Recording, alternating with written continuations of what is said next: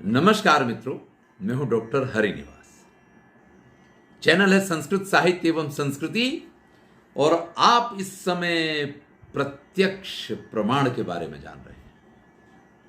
तर्क संग्रह है अन्नम भट्ट का और प्रत्यक्ष प्रमाण क्या होता है यह आपको बताया। प्रत्यक्ष ज्ञान क्या होता है, दो प्रकार का, सविकल्पक निर्विकल्पक क्या होता है वो आपको बताया। चलिए आज हम चर्चा करेंगे प्रत्यक्ष ज्ञान हेतु इंद्रियार्थ सन्निकर्षा षटविधा। इंद्रिय सन्निकर्ष की बात करेंगे जिसके 6 प्रकार होते हैं। इंद्रिय सन्निकर्ष क्या है? यानी आंख से आप जो घड़े को देखते हैं, तो पहले बात की थी कि आपकी आंखें भी हैं, सामने घड़ा भी है, लेकिन अगर आपका ध्यान नहीं है तो आपको घड़ा दिखाई नहीं देगा। या मान लीजिए कि आंखें भी हैं, घड़ा भी है, लेकिन लाइट नहीं है तो भी नहीं दिखाई देगा। मान लीजिए घड़ा है, आपकी आंखें भी हैं, लेकिन आपने उस तरफ पीठ कर रखी है तो भी आपको दिखाई नहीं देगा। लेकिन जब भी आप अपनी आंखों से उस घड़े को देख रहे हैं, उस समय इंद्रिय का उस घड़े के साथ जो सन्निकर्ष हुआ है, जो मिलन हुआ है, इसके 6 प्रकार कहे गए। पहला है संयोगः, दूसरा है संयुक्त समवायः, संयुक्त समवेत समवायः, समवायः समवेत समवायः, विशेषण विशेष्य भावश्चेति। अब अगर आपको सरलता से समझना है तो यहां 2 ही पद हैं। एक का नाम है संयोग और दूसरा का नाम है समवाय। और इन दोनों को हमने आपको समझाया है जब आपको अयुत सिद्ध समझाया था, जब आपको समवाय समझाया था। उससे मैंने एक उदाहरण दिया था कि पट जो है उसके अंदर तंतु जो है वो इस तरीके से विद्यमान है कि अगर आप तंतु को हटाएंगे तो पट नहीं रह जाएगा। तो तंतु के नष्ट होने तक पट उसके ऊपर आश्रित है, इसलिए उनके बीच में अयुत सिद्ध संबंध है। और जहां अयुत सिद्ध संबंध होता है उसको समवाय संबंध कहा जाता है।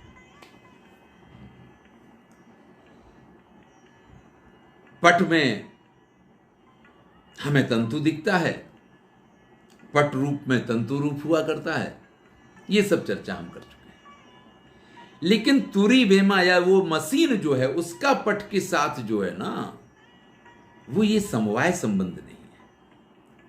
क्योंकि तंतु को हटा दें तो पट खत्म हो जाएगा, लेकिन मशीन पे से कपड़ा हटने के बाद पट थोड़े जाता है। तैयार हो गया फिर कोई मशीन पे थोड़े चढ़ा के रखता है, तुरी वेमा पे थोड़े चढ़ा के रखता है, नहीं तो कपड़ा मार्केट में कैसे पहुंचेगा। तो तुरी वेमा के साथ जो पट का संबंध है वहां पे वो संयोग संबंध था, लेकिन तंतु और पट के बीच में समवाय संबंध है। तो यहां पे जो 6 सन्निकर्ष कहे गए हैं, संयोगः, संयुक्त समवायः, संयुक्त समवेत समवायः, समवायः समवेत समवायः, विशेषण विशेष भाव, इनमें विशेषण विशेष को अगर छोड़ दें तो 2 ही पद हैं। एक है संयोग और एक है समवाय।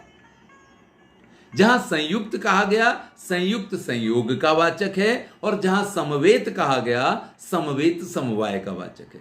यानी इन 6 को अगर हम सरल भाषा में समझना चाहें तो एक सन्निकर्ष है जिसका नाम है संयोग, दूसरा सन्निकर्ष है जिसका नाम है संयोग समवाय, तीसरा सन्निकर्ष है जिसका नाम है संयोग समवाय समवाय, चौथा सन्निकर्ष है जिसका नाम है समवाय, 5वां सन्निकर्ष है जिसका नाम है समवाय समवाय, और 6ठा सन्निकर्ष है जिसका नाम है विशेषण विशेष।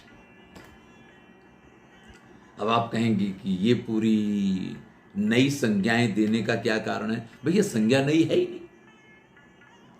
समवेत का अर्थ समवाय ही होता है और संयुक्त का अर्थ संयोग ही होता है।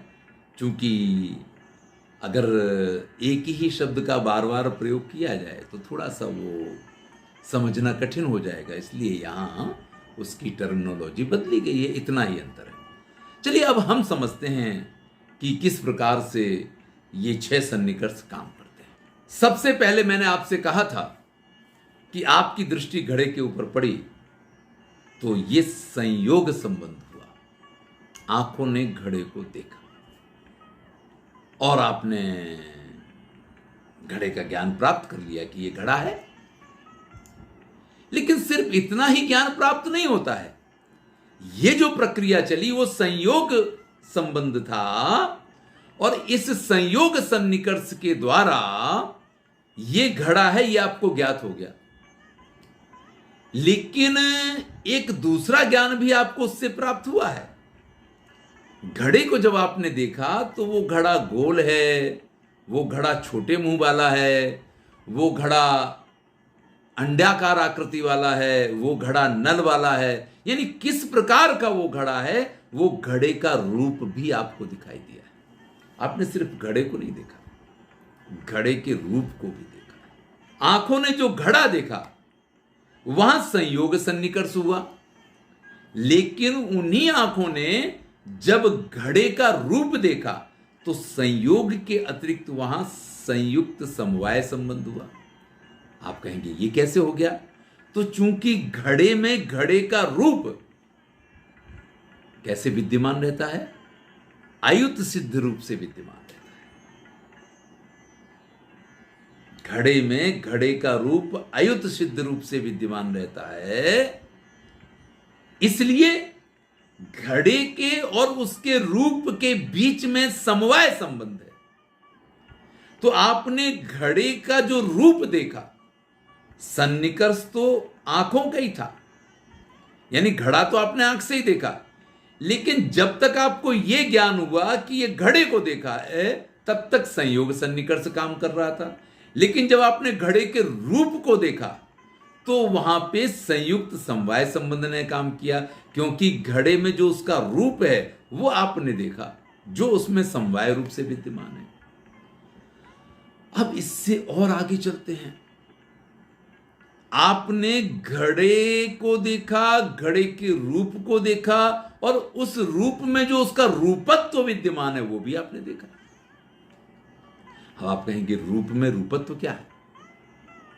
तो भाई अगर गोल घड़ा है तो गोलाई उसका रूप हुआ, लेकिन ये जो गोलाकार आकृति है ये जो एक रूपत्व, जैसे गाय है तो वो गौ है, लेकिन उसमें जो गोत्व है वो उसका वही तो उसकी जाति है। तो जैसे गाय में गोत्व रहता है, स्त्री है लेकिन स्त्री में स्त्रीत्व है, पुरुष है पुरुष में पुरुषत्व है। तो ये जो तत्व विशेष होता है ना, तो रूप में रूपत्व रहता है। तो वो रूपत्व जैसे घड़े में घड़े का रूप समवाय संबंध से है, ऐसे ही रूप में रूपत्व जो है वो समवाय संबंध से है। तो संयोग से आपको घड़े का ज्ञान हुआ, संयुक्त समवाय से आपको घड़े के रूप का ज्ञान हुआ। चूंकि घड़े के रूप में रूपत्व भी समवाय से है, इसलिए संयुक्त समवाय और समवाय, तो उसको कहा गया संयुक्त समवेत समवाय। इससे आपको घड़े के रूप में विद्यमान रूपत्व का ज्ञान।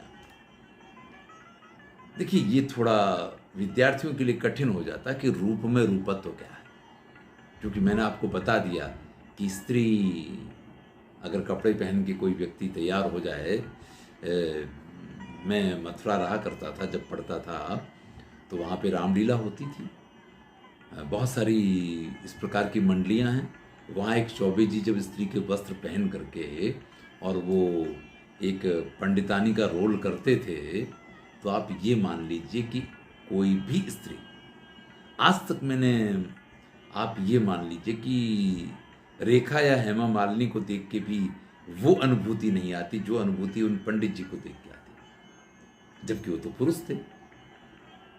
लेकिन उनकी जो चाल ढाल, उनके जो व्यवहार और स्त्री सुलभ जो उनकी चेष्टाएं जो वो किया करते थे, तो कितना भी स्त्री का रूप वो धारण कर लें, लेकिन उनमें स्त्रीत्व नहीं था, स्त्रीत्व नहीं था। तो रूप में रूपत्व का होना जो है ना, वो एक अलग चीज है, वो रूप से हटके चीज हुआ करती है। चलिए, अब आपकी समझ में आ गया होगा। तो हमने संयोग को जान लिया, हमने संयोग समवाय को जान लिया यानी संयुक्त समवाय को जान लिया, और संयुक्त समवेत यानी संयोग समवाय समवाय को भी जान लिया। अब चर्चा करते हैं अकेले समवाय की। तो वहां पे कहते हैं कि जब श्रोत्रेण शब्द साक्षात्कारे समवाय सन्निकर्ष, आप कान से जब शब्द को सुनते हैं ना, तो शब्द का साक्षात्कार होता है।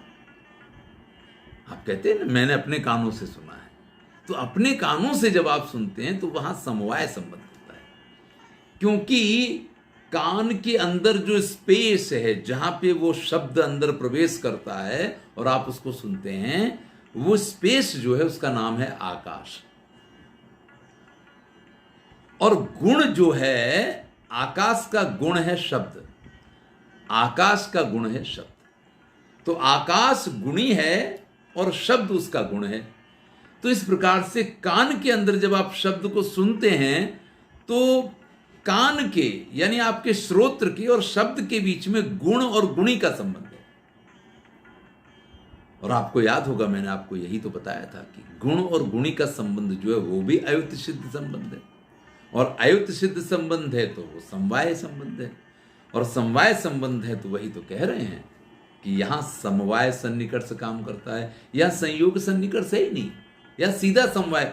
यानी आपने कान से जब कुछ सुना है ना, तो जो शब्द आपके कान के साथ जिसका सन्निकर्ष हुआ है, वो शब्द कान के अंदर उस दोनों के बीच में गुण और गुणी का संबंध है, इसलिए सीधा समवाय संबंध हो गया, संयोग का नंबर ही नहीं आया, तो ये समवाय संबंध कहा जाएगा। और फिर इसके बाद आता है समवेत समवाय, यानी जहां समवाय और समवाय होगा तो गुण के अंदर जो गुणत्व है, जैसे रूप में रूपत्व था, तो चूंकि यहां संयोग की आवश्यकता ही नहीं पड़ी, तो समवाय संबंध या समवाय सन्निकर्ष, और समवाय के बाद समवेत समवाय सन्निकर्ष हो गया। तो इस प्रकार से ये 6 प्रकार के सन्निकर्ष में से 5 सन्निकर्ष हमने आपको बता दिए। अगर एक बार में वीडियो समझ में ना आए तो दोबारा सुन लीजिएगा, आपको सारी बातें स्पष्ट हो जाएंगी। फिर से एक बार स्पष्ट करता हूं, रिपीटेशन तो लगेगा लेकिन जरूरी है। जब आप आंख से घड़े को देखते हैं तो घड़े का ज्ञान संयोग सन्निकर्ष से होता है, लेकिन वो घड़ा कैसा है, गोल है, छोटे मुंह का है, बड़े मुंह का है, अंडाकार है, नल वाला है, बिना नल का है, ये जो घड़े के रूप का ज्ञान है वो संयोग और समवाय से होता है, क्योंकि समवाय जो है वो अयुत सिद्ध को कहते हैं, और घड़े में घड़े का रूप जो है वो समवाय संबंध से विद्यमान रहता है। इसलिए घड़े को देखने के बाद जो घड़े के रूप का ज्ञान है वो संयोग समवाय के द्वारा, लेकिन घड़े के रूप में जो रूपत्व है उसका ज्ञान संयोग और समवाय का तो प्रयोग हो गया, तो संयोग समवेत समवाय के द्वारा होता है। चौथा सन्निकर्ष है समवाय संबंध। तो शब्द और श्रोत्र के बीच में चूंकि गुण और गुणी का संबंध है, ये भी अयुत सिद्ध संबंध है, तो यहाँ संयोग सन्निकर्ष की आवश्यकता नहीं होती है, यहाँ सीधा समवाय सन्निकर्ष काम करता है। और फिर उस शब्द का जो शब्दत्व है, ध्यान दीजिएगा, शब्द का शब्दत्व क्या है, आप इसको अर्थ भी कह सकते हैं। एक शब्द जब आप बोलते हैं ना, तो उसमें से उसका शब्दत्व प्रकट होता है, आप इसको शब्दार्थ के रूप में तो जानते हैं। वो जो शब्दत्व है वो समवेत समवाय से आपको मालूम पड़ता है। चलिए, अब रह गया विशेषण विशेष्य भावस्य। तो आप जब जमीन पे नजर डालते हैं और वहां घड़ा अगर आपको दिख गया तो ये घड़े वाली पूरी स्टोरी आगे चल गई। लेकिन वहां आपको घड़ा नहीं दिखा और खाली दिखाई दिया, घट का अभाव अगर दिखाई दिया, तो ये जो है घटा भाव वद भूतल मित्यत्र चक्षु संयुक्ते भूतले घटाभावस्य विशेषणत्वात्। अब ये पृथ्वी की विशेषता है कि वो घड़े के बिना की पृथ्वी है, जहां घड़ा नहीं है ऐसी वो पृथ्वी है। तो चूंकि यहाँ विशेषण और विशेष भाव है, इसलिए यहाँ पे विशेषण विशेष भाव का सन्निकर्ष है।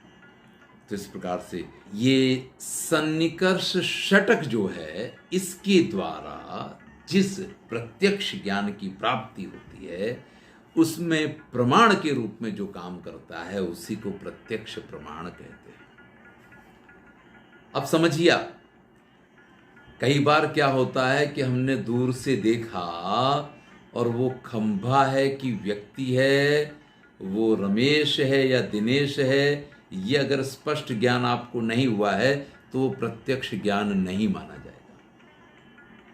समझिएगा, ये जो सन्निकर्ष षटक है, इसकी अनिवार्यता प्रत्यक्ष के लिए इसलिए है कि वो प्रमाण जो है ना, वो सर्वोपरि प्रमाण बन जाता है। इसलिए कहा जाता है कि प्रत्यक्ष से किम प्रमाणम। भाई, प्रत्यक्ष के लिए और किसी प्रमाण की आवश्यकता नहीं है, लेकिन प्रत्यक्ष यानी सिर्फ घड़े को देख लिया।